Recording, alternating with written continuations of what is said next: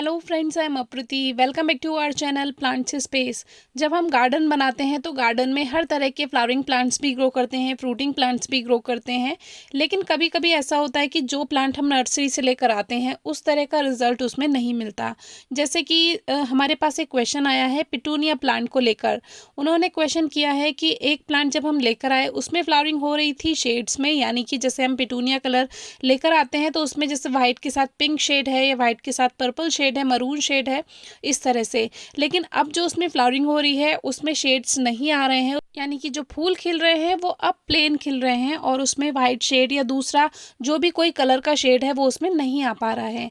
तो ऐसा क्या करना चाहिए कि उनका जो प्लांट है पहले की तरह फ्लावरिंग करने लगे। तो किसी भी प्लांट में अगर ऐसा होता है तो ये कोई बहुत बड़ा इसमें कोई परेशानी वाली बात नहीं है, ये एक नॉर्मल चीज़ है, नेचुरल चीज़ है।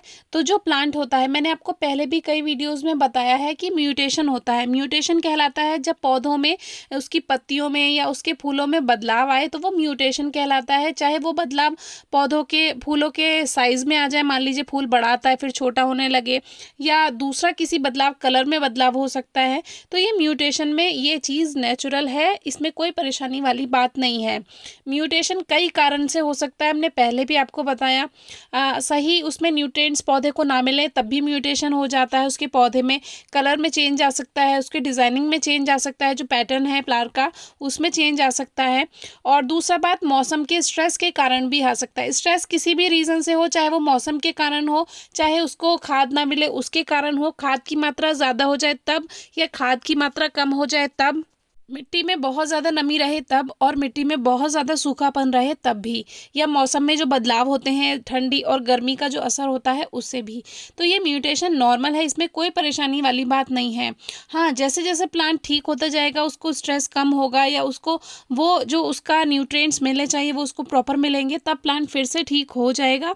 लेकिन इसमें कोई बड़ी बात नहीं है कि उसमें शेड्स नहीं आ रहे हैं, और ये ज़रूरी भी नहीं है कि प्लांट लगातार प्लेन फ्लावर्स ही देगा।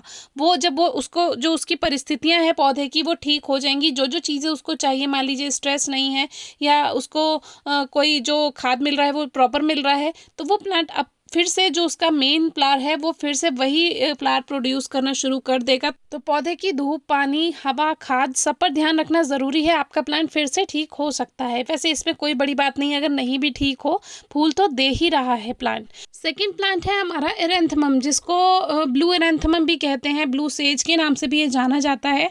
और इसमें इस तरह से गुच्छों में फूल आते हैं और ये साल में केवल एक ही बार फूल देता है, जो कि फरवरी मार्च के टाइम देता है।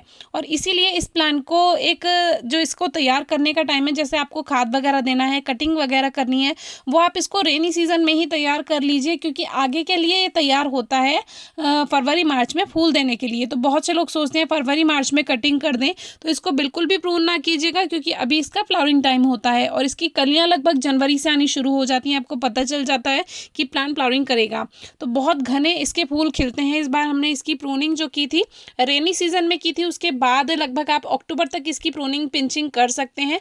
वीडियोस आपको डिस्क्रिप्शन बॉक्स में मिल जाएंगी। और इस पे एक तितली अंडे देती है, उसके बारे में भी आपको वीडियो मिल जाएगी। लेमन पेंसी बटरफ्लाईज के पत्तियों पर अंडे देती है, उनसे कैटरपिलर बनते हैं और ब्यूटीफुल बटरफ्लाई बनकर तैयार होती है। पूरा प्रोसेस हमने शेयर किया है, वो आप डिस्क्रिप्शन बॉक्स में चेक कर सकते हैं।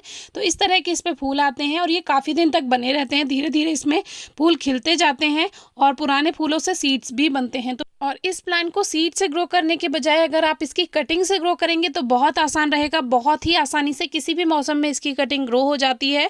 जैसे आप सर्दियों में भी इसको ग्रो करते हैं तो वो लगी रहेगी, सूखेगी नहीं, और वो वहीं से ही जैसे स्प्रिंग सीजन आएगा उसमें जड़ें बनने लगेंगी और बहुत छोटी से छोटी कटिंग इसकी ग्रो हो जाती है।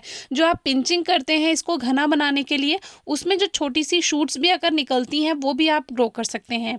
तो कोई क्वेरी हो प्लांट्स के बारे में तो पूछिएगा। Thank you.